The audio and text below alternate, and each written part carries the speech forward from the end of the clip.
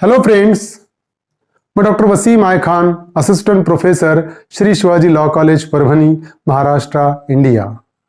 आज का जो पॉइंट है जो हम डिस्कस करने वाले हैं वो बहुत ही इंपॉर्टेंट डिफेंस है लॉ ऑफ टॉर्ट में कि जो पर्सन वो डिफेंस लेकर अपनी लायबिलिटी को अवॉइड कर सकता है और उस डिफेंस को कहते हैं वॉलंटरी नॉन फिट इंजुरिया। इसको डिफेंस ऑफ कंसेंट भी कहते हैं। अगर कोई किसी की अनुमति से अगर कोई काम करता है और वो काम करते हुए अगर किसी को लॉस होता है तो कंपेंसेशन के लिए वो लायबल नहीं रहेगा, नुकसान भरपाई के लिए वो लायबल नहीं रहेगा, वो डिफेंस ले सकता है वॉलंटरी नॉन फिट इंजुरिया का। तो सारा इसेंशियल इस डिफेंस के हम आज के लेक्चर में डिस्कस करेंगे, कुछ केस लॉज भी डिस्कस करेंगे।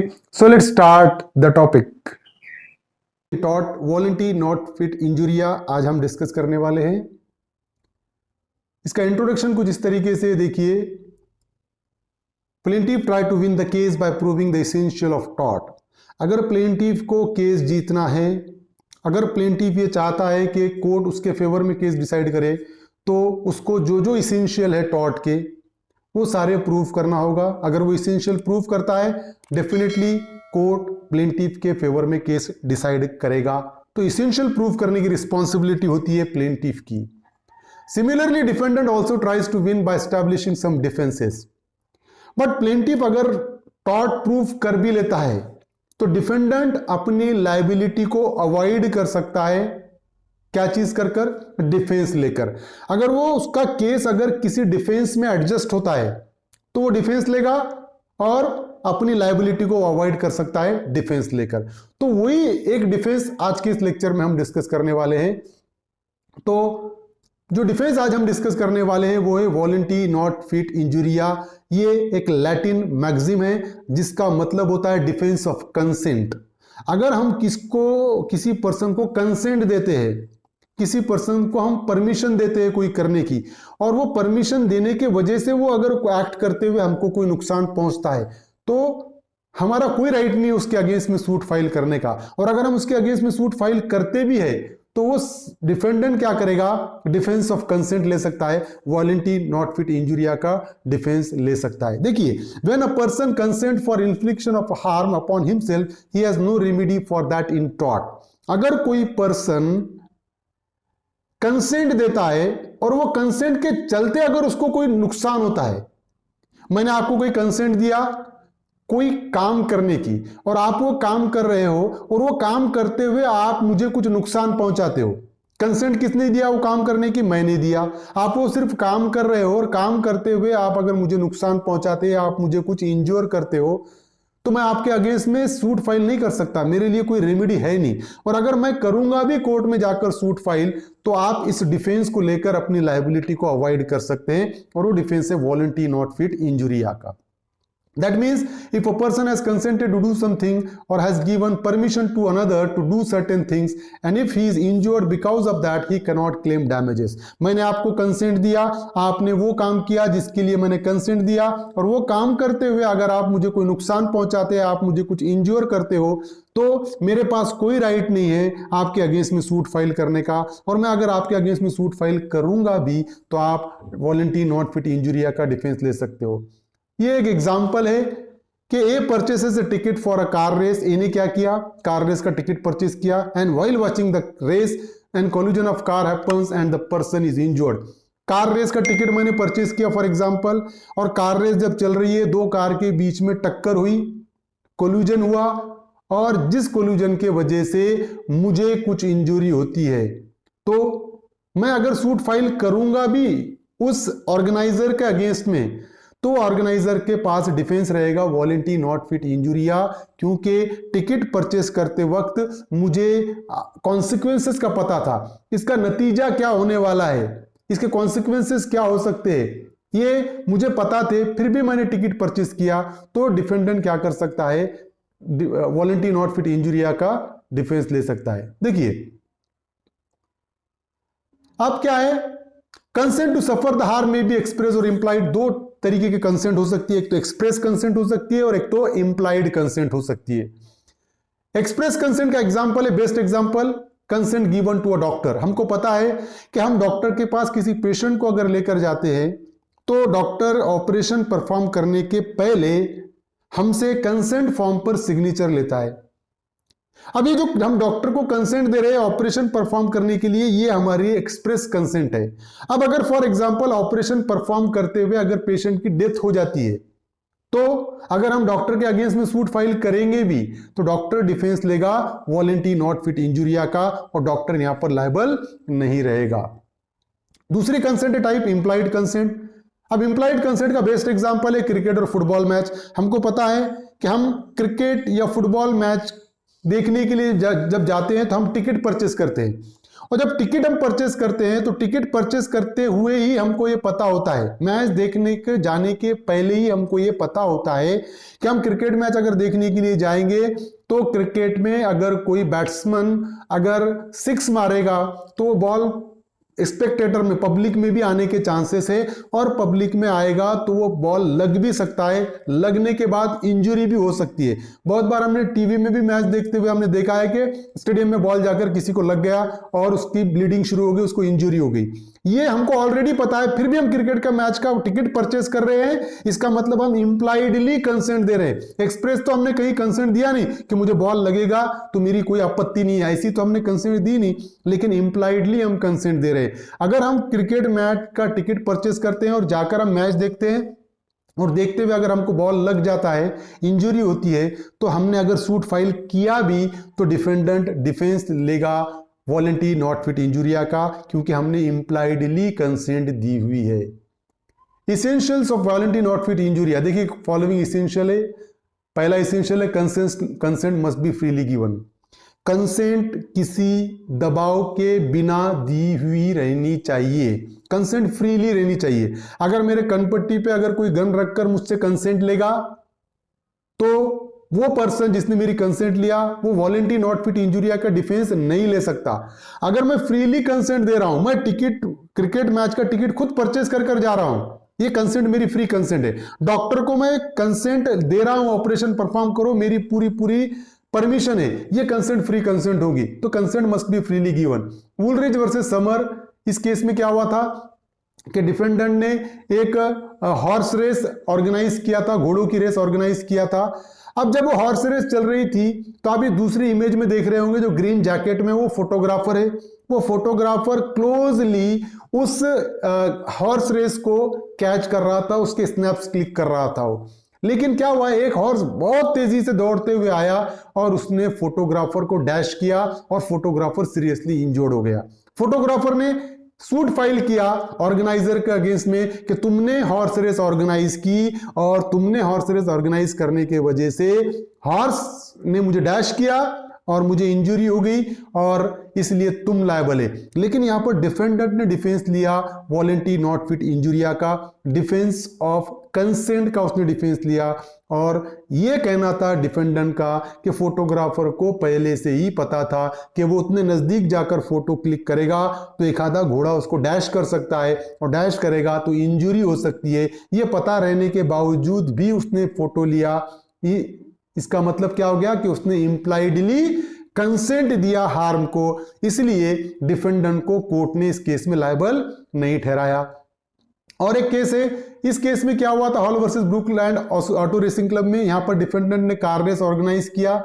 जब कार रेस चल रही थी, दो कार के बीच में कोलिजन हुआ, टकराव हुआ, और कुछ कार का पार्ट क्या हुआ, पब्लिक में जाकर प्लेंटिफ को इंजोर्ड किया उसने। प्लेंटिफ ने यहां पर सूट फाइल किया ऑर्गेनाइजर के अगेंस्ट में कि तुमने कार रेस ऑर्गेनाइज कराए और कार रेस में डैश हो गया जिसकी वजह से मुझे नुकसान हुआ। लेकिन यहां पर भी डिफेंडेंट ने वॉलंटरी नॉट फिट इंजुरिया का डिफेंस लिया और ये डिफेंडेंट का कहना था कि मैं लायबल नहीं हूं, क्योंकि प्लेंटिफ को ऑलरेडी पता था कि कार रेस है तो कोलिजन हो सकता है, कोलिजन होगा तो इंजरी भी हो सकती है।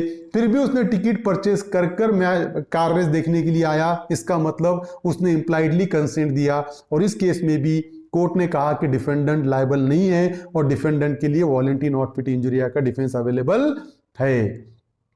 अब देखिए, consent should not be for illegal act. Second essential of volenti non fit injuria क्या है, it should not be for illegal act. No consent can legalise an unlawful act और an act which is prohibited by law. तो किसी भी तरीके की consent किसी unlawful act को लॉफुल नहीं बना सकती है। कि मैं अगर किसी को ये कहूं कि तुम ये क्राइम कर दो ये क्राइम करने की मैंने कंसेंट दिया। फॉर एग्जांपल मैंने ये कहा कि भाई आज तुमको रात में मेरे घर में चोरी करना है फॉर एग्जांपल, और मैंने कंसेंट दिया। वो कंसेंट के चलते एक पर्सन आया और मेरे घर में घुस गया और चोरी किया। अब मैंने उसके अगेंस्ट में एफआईआर लॉन्च कर दिया। अब वो जो पर्सन ये नहीं कह सकता कि नहीं इन्होंने खुद ने मुझे कंसेंट दी थी चोरी करने की और इसलिए मैंने चोरी किया।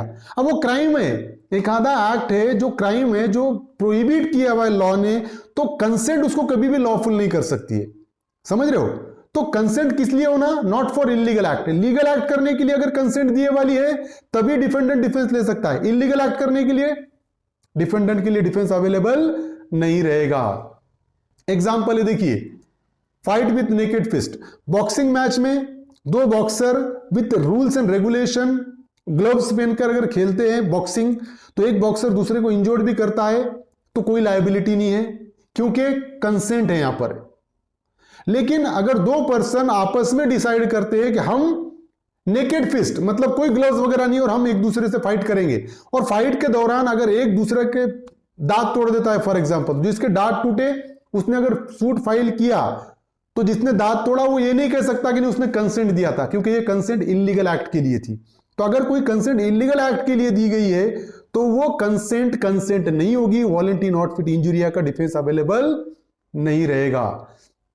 देखिए, डुएल विथ शार्प सोर्ड, जो फेंसिंग होती है, जो तलवारबाजी होती है ना, वो अनशार्प सोर्ड होती है, उस पर धार नहीं रहती है तलवार पे।